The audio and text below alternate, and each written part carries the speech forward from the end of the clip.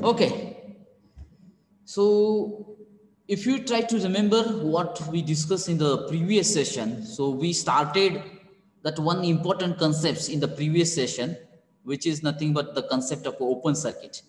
And then we discussed that uh, the 2 points. One is open circuit in a series circuit. It means that what happened when that open is developed in the series circuit. And that time we got that the few symptoms. One is the circuit current becomes zero. And second is the no voltage is developed across the resistor R2. And third one is entire voltage appear across the open terminals. Is it right? Anybody having that any doubt related to this concept?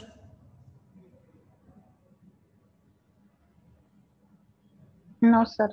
Okay, then can you explain me that these third symptoms?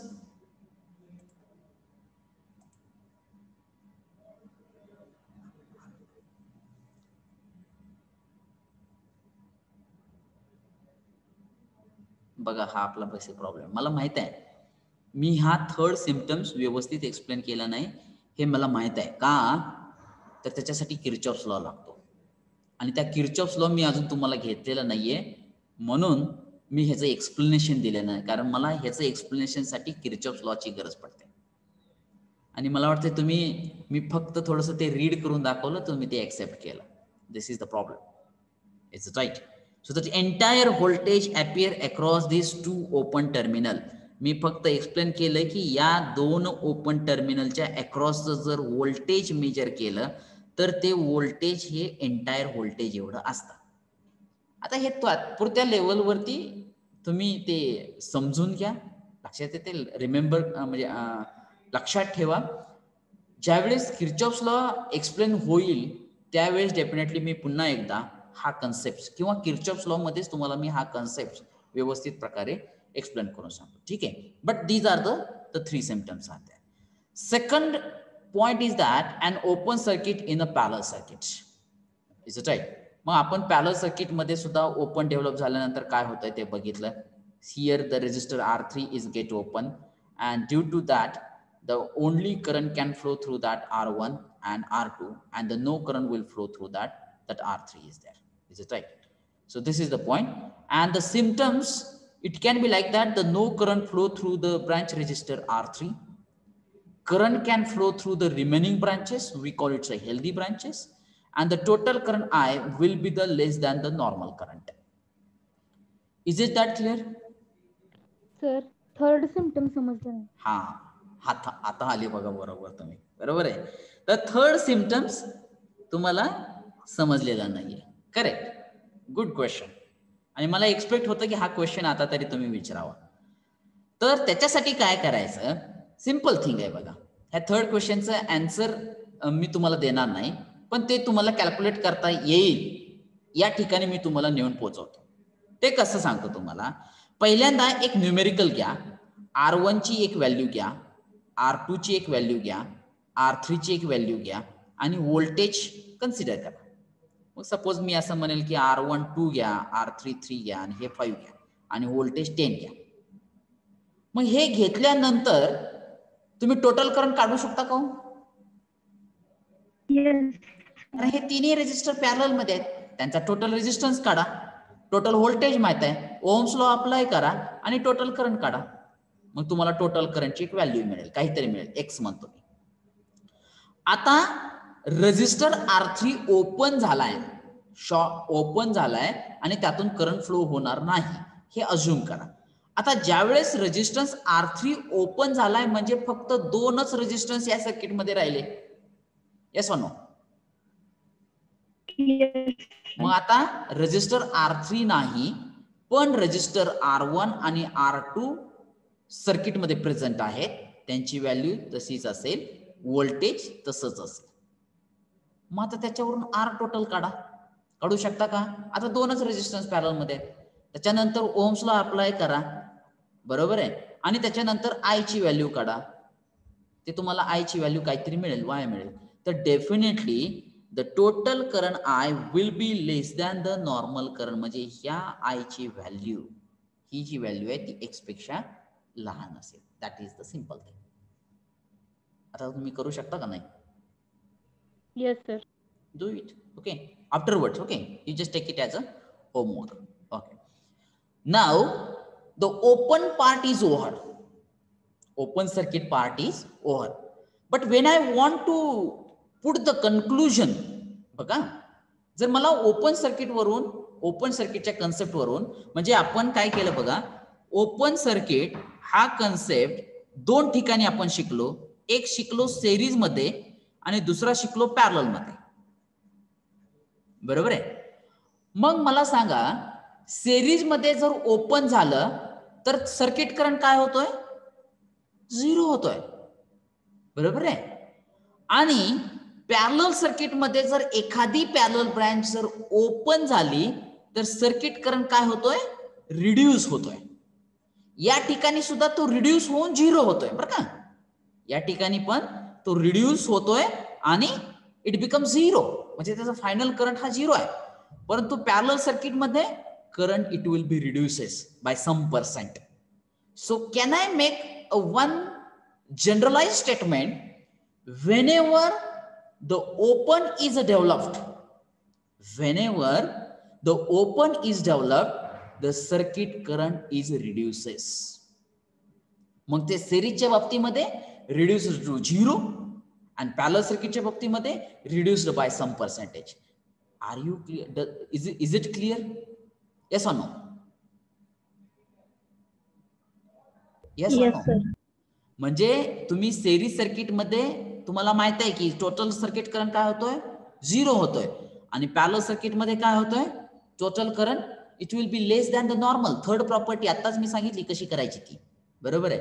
मग आपण generalise statement जर सांगायचं झालं दोन्हीच्या बाबतीमध्ये, म्हणजे ज्यावेळेस open circuit open develop होईल, मग ते सिरीज मध्ये असू द्या किंवा पॅरलल मध्ये असू द्या, the total current will be reduces. This is the generalize statement. Is it right? आता करंट रिड्यूसेस होतोय म्हणजे जर तुम्ही आता रेझिस्टन्सच्या बाबतीमध्ये जर बोलायचं झालं तर can I say that when the open is developed in the series, then that circuit resistance becomes infinite.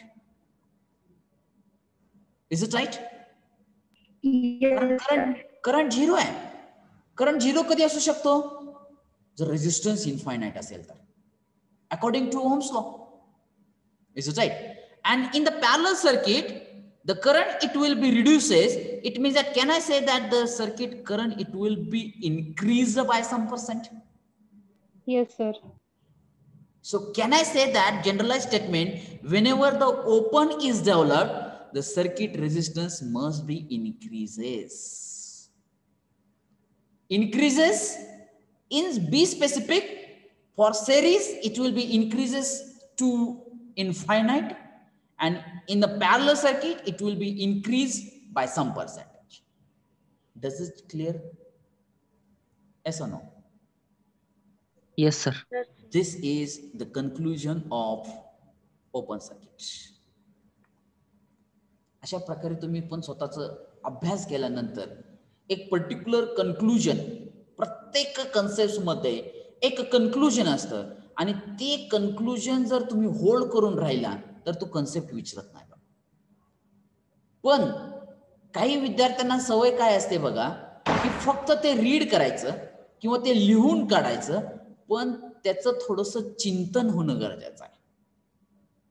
ज्यावेळेस तुम्ही त्याचं चिंतन करत असता त्यावेळेस तुम्ही त्याचं कन्क्लुजन ड्रॉन करत असता, त्यातून काढून असता, आणि ज्यावेळेस तुम्ही स्वतःहून त्या कन्सेप्ट मधलं कन्क्लुजन, स्वतःचं एक व्यवस्थित कन्क्लुजन तुम्ही काढता, त्यावेळेस तो कन्सेप्ट मात्र कायम लक्षात राहतो. हे स्टेटमेंट लक्षात ठेवा. Is it right? So this is about the open circuit. Now after that another one concept we have to discuss, and that is nothing but what? It's a short circuit. आता मला वाटतंय तुम्हाला open आणि short हे दोन word फॅमिलीर असले पाहिजेत, परंतु आता ते ओपन सर्किटच्या बाबतीमध्ये कन्सेप्ट काय तो मी आता एक्सप्लेन केलाय. Now we have to discuss that the short in this session here.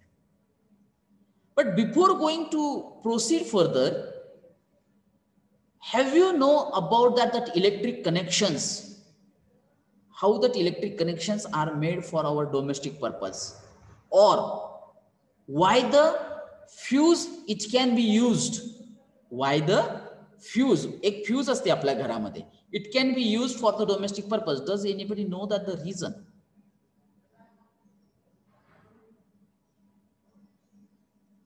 Yes sir. ते आपण जेव्हा शॉक सर्किट होते ना, तेव्हा वायर मधला करंट वाढतो आणि ती आपल्या घरातले जेवढी इलेक्ट्रिक उपकरण आहेत त्याला डॅमेज देऊ शकतं. ते डॅमेज पडू नये म्हणून आपण फ्यूज वापरतो. Absolutely correct. म्हणजे आपल्या घरामध्ये आता मला माहित नाही किती जणांनी त्याच्याकडे लक्ष दिलंय, किती जणांना फ्यूज कुठे आहे ते माहित आहे, ते फ्यूज कशासाठी आहे ते किती जणांनी ते क्युरिओसिटी घरच्यांना विचारले. I don't know about it. पण आता तुम्ही सगळेजण घरी आहात, तर घरी असाल तर ते बघा आपल्या घरामध्ये एक मेन फ्यूज असतो, लक्षात येते. आणि आता मला वाटतंय जर थोडीशी ऍडव्हान्स्ड व्हर्जन मध्ये एक स्विचेस निघालेत, ॲटो स्विचेस, लक्षात येत आहे. त्याला MCB म्हणलं जातं. ते MCB म्हणजेच एक फ्यूज सारखं ऍक्ट होतं. ज्यावेळेस आपल्या घरामध्ये लोड करंट वाढला जातो त्यावेळेस आपल्या घरामध्ये जे काही आपण इलेक्ट्रिकल इक्विपमेंट्स यूज केलेले आहेत, म्हणजे फॅन, ट्यूब, टेलिव्हिजन, हे लोड वाढल्यामुळे ते बर्न होण्याचे चान्सेस फार जास्त असतात. मग ते बर्न होऊ नये म्हणून एक फ्यूज यूज केली जाते. मग ती फ्यूज काय होते, एक पर्टिक्युलर करंट पेक्षा जास्त करंट त्या फ्यूज मधून फ्लो झाला की ती फ्यूज वायर मेल्ट होते.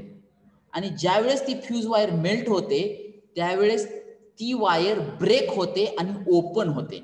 आणि आपल्याला तर आता शिकलोय आपण कन्सेप्ट, ओपन झालं की मग आपल्या घरामधला करंटच ब्रेक झाला तर इक्विपमेंट बर्न होण्याचे चान्सेसच नाहीयेत. लक्षात आला कन्सेप्ट? मग ती जी काय फ्यूज वायर असते ती एका पर्टिक्युलर करंट रेटिंग नुसारच यूज केलेली असते. म्हणजे आपल्या घरामध्ये लागतोय किती करंट, मग ते त्या इलेक्ट्रिकलला माहित असते बघा की किती करंट लागतो अंदाजे, त्याच्यानुसार त्यांना ती फ्यूज वायर तिथं यूज केलेली असते. आणि आता जर तुमच्या घरामध्ये जर रिसेंट ऍडव्हान्स व्हर्जन वापरलं असेल तर ते MCB यूज केलेलं असतं. त्याच्यामध्ये तर ते ॲटो स्विचेस आहेत. ॲटो स्विच आहेत म्हणजे त्याच्यामध्ये सुद्धा ज्यावेळेस एक पर्टिक्युलर एक लिमिट कन्सिडर करून दिलेलं आहे, लिमिटच्या बाहेर करंट फ्लो झाला की आपल्या घरामधल्या इक्विपमेंटला तो डॅमेज करू शकतो, म्हणून तो MCB ऑटोमॅटिकली ऑफ होतो. Is it right? पण this is the main function. परंतु आता हे एक्सप्लेन करत असताना मला वाटतं एका विद्यार्थ्यांनी वर्ड यूज केला शॉर्ट, आणि तो वर्डच आपल्याला शिकायचा आहे. Short is nothing but the unwanted resistance path. Unwanted resistance path. Simply consider this simple series circuit. Is it right? Here the resistor R1, R2, R3 are connected in series across a battery of V volt. And now, as you know that when a closed path is available, so definitely the current can circulate from positive terminal towards the negative terminal through external circuit. Is it right? Now, if you see that a one unwanted zero resistance path, what I say that short is nothing but what? Unwanted zero resistance path. Unwanted zero resistance path. Now, if you see that the figure, the second figure, then you can observe that a one red color path which is in between the point A and B is created, and due to this unwanted zero resistance path, but because if you see that in between the point A and B no resistance is present, it means that the resistance of this path it becomes zero, almost zero, so that when the actually current it starts its journey. आता मला सांगा resistance R2 मधून current flow होईल का due to this unwanted zero resistance path AB? Is the current will flow through that resistor R2? No sir. Why not?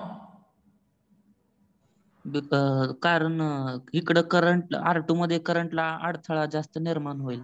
इकडं 0 आहे म्हणून ती तिकडून जाईल. Absolutely correct.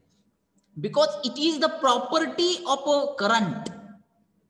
Property of current. What is that property? Current always take least resistance and shortest path. म्हणजे current कायम काय करतो, minimum resistance and shortest path घेतो आणि तो निगेटिव्ह टर्मिनलकडे जाण्याचा प्रयत्न करतो.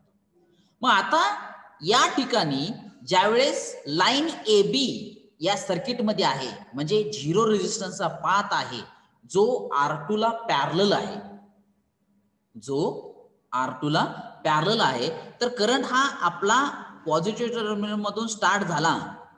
ज्यावेळेस करंट हा स्टार्ट झाला त्यावेळेस तो R1 मधून फ्लो होऊन तो ज्यावेळेस पॉइंट ए मध्ये येईल तर त्या करंटला ए बी हा झिरो रेजिस्टन्स पाथ आहे, परंतु रेजिस्टन्स R2 मध्ये काहीतरी अपोजिशन्स आहे, त्यामुळं सगळाच्या सगळा करंट हा झिरो रेजिस्टन्सचा पाथ घेणार, तो बी पॉइंट मध्ये येणार आणि तिथून पुढे R3 मधून तो निगेटिव्ह टर्मिनल मध्ये जाणार. म्हणजे रेजिस्टर्स R2 मधून करंट फ्लो होणार नाही. So that here I say that resistor R2 is short circuited by the path AB. कारण रेजिस्टर R2 मधून आता करंट फ्लो होणार नाही तर त्याच्या अक्रॉस व्होल्टेज ड्रॉप होऊ शकतो का? Absolutely no. आणि जर त्याच्या अक्रॉस व्होल्टेज ड्रॉप होणार नाही, त्यातून करंट फ्लो होणार नाही, मग ह्या रेजिस्टरचा या मेन सर्किट मध्ये काय काम आहे? तर त्याला इलेक्ट्रिकल लँग्वेज मध्ये अशा काही ब्रांचेस, शॉर्ट सर्किट पाथमुळे अशा काही ब्रांचेस ज्यातून करंट फ्लो होत नाही, ज्याच्या अक्रॉस व्होल्टेज नाही, तर त्याला म्हटलं जातं रिडंडंट ब्रांच. म्हणजे ती असली काय सर्किटमध्ये आणि ती नसली काय, सर्किटला काहीच प्रॉब्लेम नाही. This line path AB is called as a short circuit. It's called as a short circuit. Get it my point? So here I have asked this question: is the current flows through resistor R2 branch? Then what is that your answer? It's a no, because current will always take the least resistance path and the shortest path is there. Is it that clear? Yes or no? Yes sir. Yes.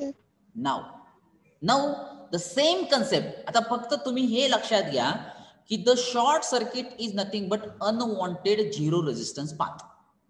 म्हणजे तुम्हाला एक example इथं दिलेलं आहे. आता हाच concept आपल्याला 2 point मध्ये डिस्कस करायचा आहे. पहिला की जो सिरीज सर्किट मध्ये शॉर्ट सर्किट झाल्यानंतर काय होतंय, आणि दुसरा जो पॅरलल सर्किट मध्ये शॉर्ट सर्किट झाल्यानंतर काय होतंय. Let's we have to discuss about it.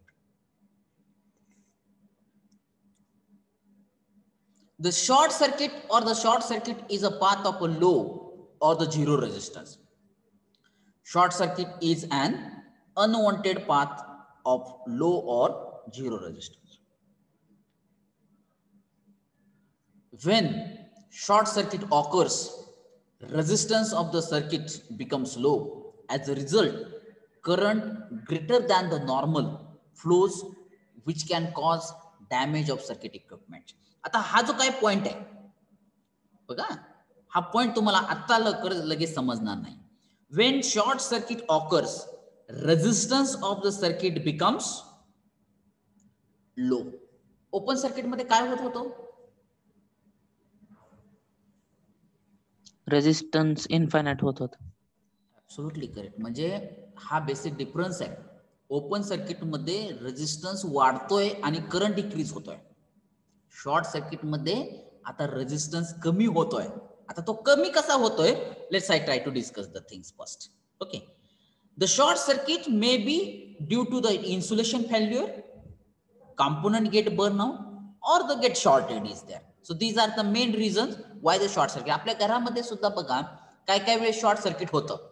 Short circuit होतं म्हणजे नेमकं काय होतं की आपल्या घरामध्ये जे वायर्स यूज केलेले असतात त्याचं जे वरचं इन्सुलेशन जर गेलं तर त्या ज्या दोन वायर्स असतात त्या एकमेकाला टच झाल्या की शॉर्ट सर्किट होतं, शॉर्ट सर्किट पाथ तयार होतो, बरोबर आहे. किंवा एखादा कॉम्पोनंट जर घरामधला एखाद्या फ्रीज मधला असेल किंवा टेलिव्हिजन मधला असेल, एखादा कॉम्पोनंट जर बर्न झाला तर त्या ठिकाणी आपल्या घरामध्ये शॉर्ट सर्किट होतं.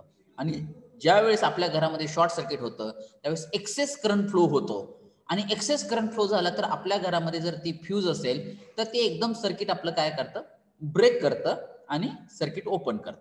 ठीक आहे. So this is the basic reason here. Let's we try to discuss the short circuit in the series circuit. Okay. आता त्याच्यामध्ये सुद्धा पुन्हा दोन टाइप्स आहेत, partial short in series circuit and the dead short circuit. Is it right? Short circuit in the parallel circuit, again the two types, partial short in parallel and the dead short in a parallel. So just remember these types are there. And then let's we try to discuss about the short circuit in a series circuit, and in that the partial short circuit. Just consider that the simple circuit diagram. Here the resistor R1, R2 and R3 are connected in series across a battery of V volt. Is it right? And now if I say that the resistor R2 is get shorted with a zero resistance path line AB. आता ज्यावेळेस line AB या main series circuit मध्ये येईल त्यावेळेस आपल्याला माहित आहे की या रेजिस्टर्स R2 मधून करंट काय फ्लो होणार नाही. मग जर रेजिस्टर R2 मधून करंट फ्लो होणार नाही, पण त्यापूर्वी आता मला सांगा, ज्यावेळेस शॉर्ट सर्किट नाही त्यावेळेस हे तीन रेजिस्टर्स कसे कनेक्ट केलेले आहेत, सेरीज मध्ये. मग त्यांचा टोटल रेजिस्टन्स काढायचा झाला तर तो कसा काढता येईल आपल्याला, R1 plus R2 plus R3. पण ज्यावेळेस आता शॉर्ट सर्किट येईल, ज्यावेळेस अनवॉन्टेड झिरो रेजिस्टन्सचा पाथ या सर्किट्स मध्ये R2 ला पॅरलल मध्ये येईल, त्यावेळेस R2 मधून करंट फ्लो होणार आहे का, नाही. मग जर करंट फ्लो होणार नसेल म्हणजे R2 चा आता सर्किट करंटला काहीही अडथळा नसणार आहे, कारण सर्किट करंट हा R1 मधून लाईन AB मधून तो R3 मधून निगेटिव्ह टर्मिनल कडे जाणार आहे. मग या सर्किट करंटला या R2 चा काय अपोजिशन असेल का या ठिकाणी, ऍब्सोल्युटली नो. म्हणजे due to this short circuit path R2 is get removed from that branch. It is just like a removed. Now what is the total resistance of a circuit? How you can calculate it? R1 plus R3. R1 plus R3 means that now that R2 is not in a picture of a total resistance of a circuit. So can I say that here the total resistance is what? Decreases.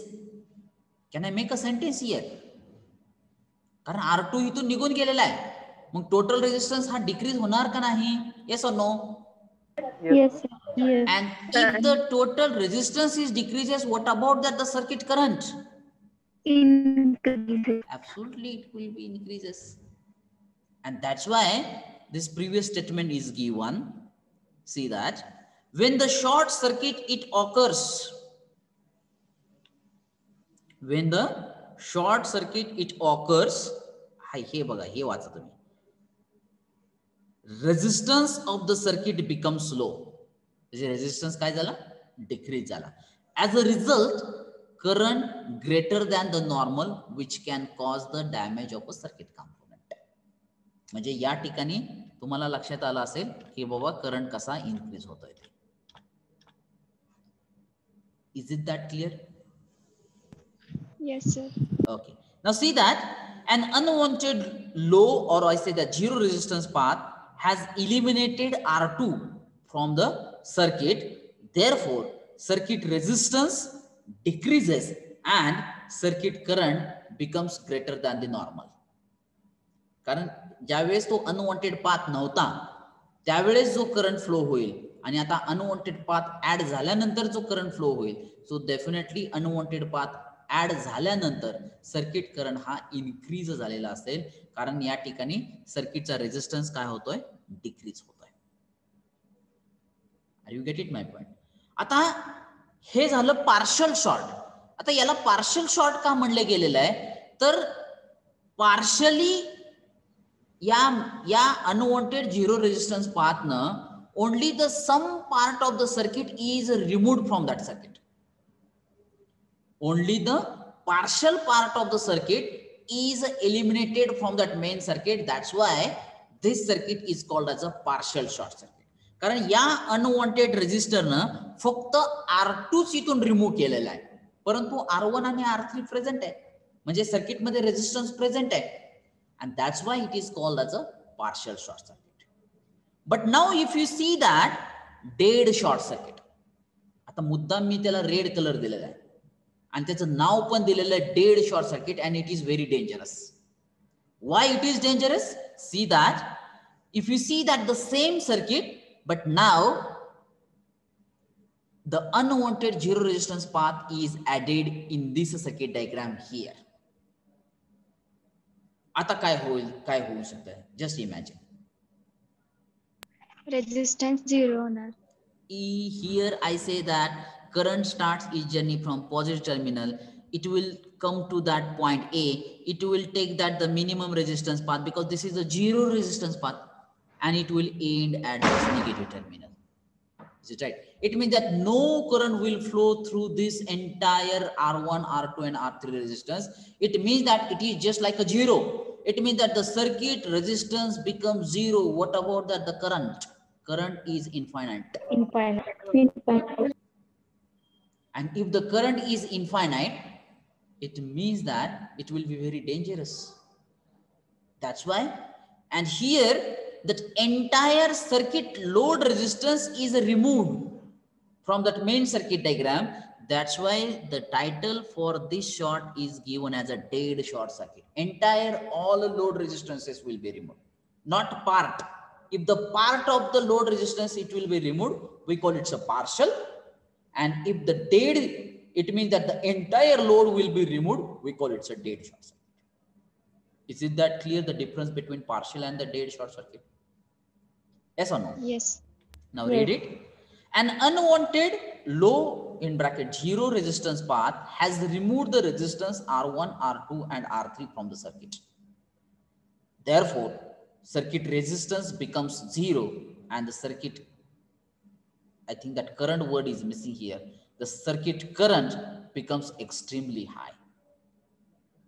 Is it that clear? If you have the doubt, any doubt related to this partial short and the dead short circuit, you please raise that doubt. Otherwise, I can proceed further.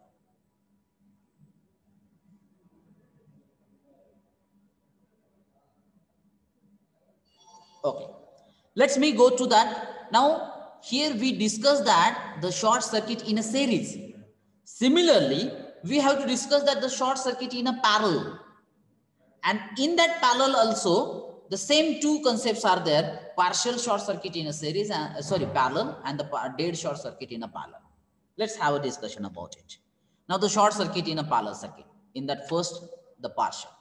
Suppose here we consider that resistor R1, R2, R3 are connected in parallel across a battery of V volt. And now here I have shown that not all R3 is a short circuited, but the some part of a R3, I say that some part of a R3 is a get shorted. Some part of a R3 is a get shorted with the line AB.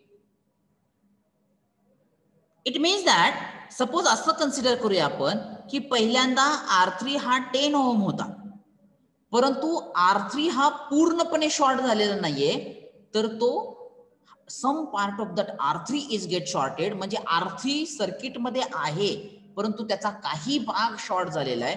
Now due to the short, I say that R3 becomes 2 ohm. Means can I say that that resistance R3 is get reduces? Is it right? And if the resistance R3 is get reduces, it means that that entire resistance of this parallel circuit. Now here I have written here the part of the resistor R3 is get shorted by the line AB, so that the total resistance is decreases, and if the total resistance is decreases, definitely the total current becomes greater than the normal current is there. Is it that clear? So this is called as a partial short in a parallel circuit. Why I say that only part of the resistor R3 is get shorted. Okay, आता तुम्ही असं confusion मध्ये असाल की सरांनी फक्त resistor R3 चा काही भाग फक्त पार्शियली शॉर्ट का करून दाखवला, पूर्ण R3 का शॉर्ट केला नाही, त्याला पण आपण पार्शियल शॉर्ट म्हणू शकतो की. Let me explain that confusion now I try to complete it. Here I consider that same three resistors R1, R2, R3, and here I say that voltage. आता मी resistor R3 part of the resistor R3 get short करून दाखवलेलं आहे. आता तुम्हाला असं वाटेल की पूर्ण का R3 शॉर्ट केला नाही. बघा काय होतंय ते नेमका कन्सेप्ट वेगळा होतोय. का कन्सेप्ट वेगळा होतोय? कारण आता मला सांगा की जर पूर्ण R3 ला जर शॉर्ट केला तर R3 मधून करंट फ्लो होईल का? नाही. मग हे काढून टाकू का, ते काढून टाकू दे का बघा, कारण याचा काहीच उपयोग नाही, यातून करंटच फ्लो होणार नाही. मग हे असं सर्किट झालं. आता असं सर्किट झाल्यानंतर ज्यावेळेस करंट इथं येईल बघा, करंट इथं येईल त्यावेळेस R2 मधून तर फ्लो होईल का? नाही. नाही, म्हणजे R2 पण काढून टाकण्यात येईल. आता तो करंट इथं आला असं कन्सिडर करा, R1 मधून तर तो फ्लो होईल का? नाही. कारण त्याला झिरो रेजिस्टन्स पाथ आहे ना ही दुसरा. म्हणजे हे कसल्या प्रकारचं सर्किट झालं सांगू दे का? हे झालं डेड शॉर्ट सर्किट, कारण त्यानं टोटल रेजिस्टन्सच काढून टाकला. जर मी R3 ला पूर्णपणे शॉर्ट केलं असतं तर त्यानं पूर्ण लोड रेजिस्टन्सच रिमूव्ह केला असता, आणि त्यानं पूर्ण लोड रेजिस्टन्स रिमूव्ह झाल्यामुळे टोटल रेजिस्टन्स हा झिरो झाला and circuit becomes infinite, and that is called as a dead short circuit. That's why only the part of the circuit I have shown in the first part here, and now you can see that you can you can show that here also, or you can show that that resistor R3 is get shorted. Here also you can try to show that. म्हणजे तिथं पण दाखवा किंवा इथं पण दाखवला तरी दोन्हीचा अर्थ एकच आहे. Now if you see that when this line AB इथं दाखवा किंवा पूर्ण रेजिस्टर R3 ला दाखवा, is it right? इथं पण मी म्हणतो AB, that entire load resistance will be removed from that circuit and the circuit resistance becomes zero. If the circuit resistance becomes zero, so definitely that extremely high current will flow, and due to all load resistances will be removed from this circuit, this circuit is called as a dead short circuit is there. Is it right? So try to read it, these things. All load resistances R1, R2 and R3 are eliminated due to low or zero resistance path AB. So the circuit resistance becomes zero. As a result, circuit current becomes extremely high. Is it that clear? Yes, sir. Now, before going to end this slide, let me add one more slide here, and through that I want to explain that one thing.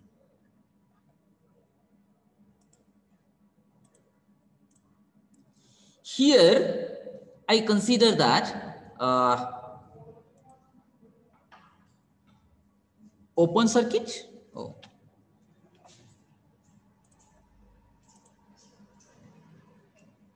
here I consider that open circuit, and here I consider that short circuit. Can you do the difference between these two things?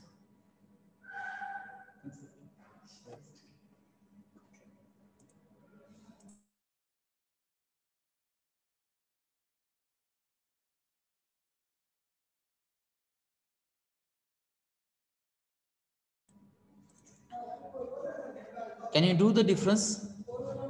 Resistance 0, resistance infinite. Again, let me clear, be specific.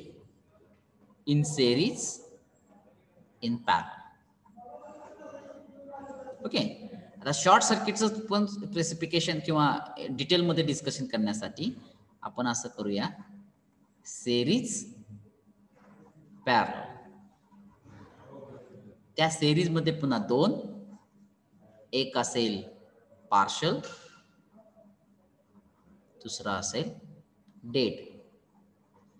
Parallel मध्ये पण पुन्हा दोन, एक असेल partial, दुसरा असेल dead. आता सांगा, what happen when the open is developed in series circuit. हा, yes please.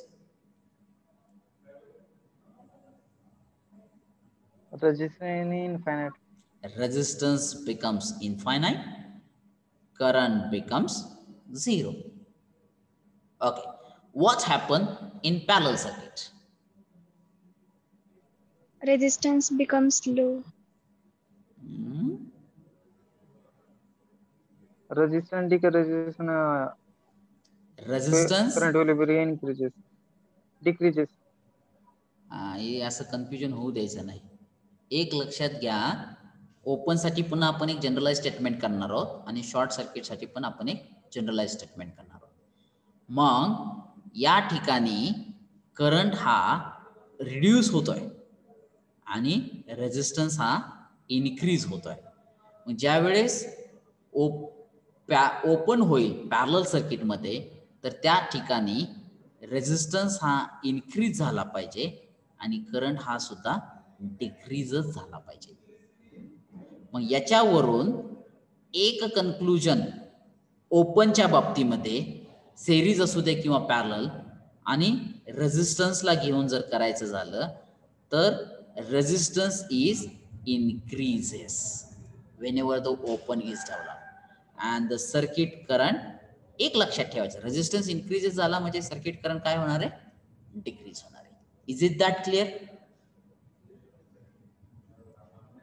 Yes sir. Yes sir. याच्यामध्ये कन्फ्युजन होतंय का बघा, नाहीतर पुन्हा तो व्हिडिओ मला ओपन करावा लागेल. ठीक आहे.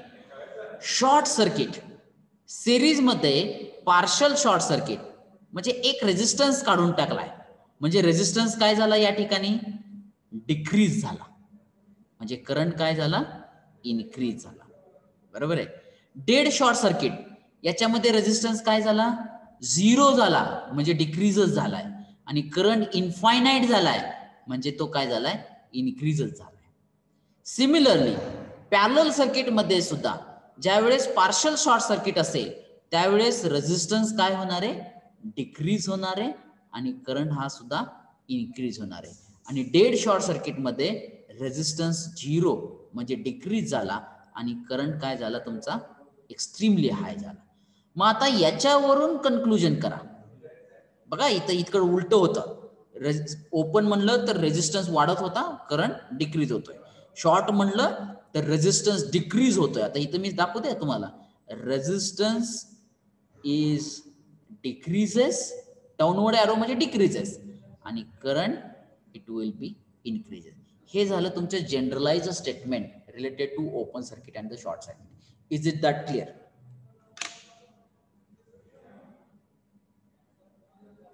Yes sir. आता मी सांगतो सगळ्यांना हा कन्सेप्ट लगेचच 100% क्लिअर होणार नाही, तर त्याच्यासाठी आज गेल्यानंतर घरी असल्यानंतर की तो व्हिडिओ पुन्हा ओपन करायचा आणि स्वतःच्या हँड रिटन नोट्स तयार करायचे की बाबा नेमकं काय होतंय, ओपन सेरीज मध्ये झालं तर नेमकं काय होतंय, ओपन पॅरलल सर्किट मध्ये झालं तर नेमकं कसं काय होतंय, रेजिस्टन्स काय होतोय, करंट काय होतोय, तसं शॉर्ट सेरीज पार्शल याच्यामध्ये काय होतंय, हे जर तुम्ही हातानं एका व्यवस्थित एका कागदावरती सेरीज आणि पॅरलल, ओपन आणि शॉर्ट हे व्यवस्थित उतरवायचा जर प्रयत्न केला तर आजच्या आज तुमचा कन्सेप्ट हा क्लिअर होईल. पण हेच जर तुम्ही 2-3 दिवसानंतर बघायचं झालं तर पुन्हा हे कन्फ्युजनच राहणार की काय होईल नेमकं, ही एकदा इन्क्रीज होत आहे म्हणतायत, एकदा डिक्रीज होत आहे म्हणताय, नेमकं काय होतंय काहीच समजणार नाही. मग हे कन्फ्युजन कायम मुलांच्या मध्ये असतं बघा, माझा एक्सपिरियन्स आहे. तर त्याच्यासाठी आज जे सांगितले, ज्या स्लाइड्स दाखवलेल्या आहेत त्या 2दा 3दा रीड करा. त्याच्यावरून स्वतःच्या काही एक लाईन मध्ये का होईना परंतु ते सेंटेन्स बनवण्याचा प्रयत्न करा.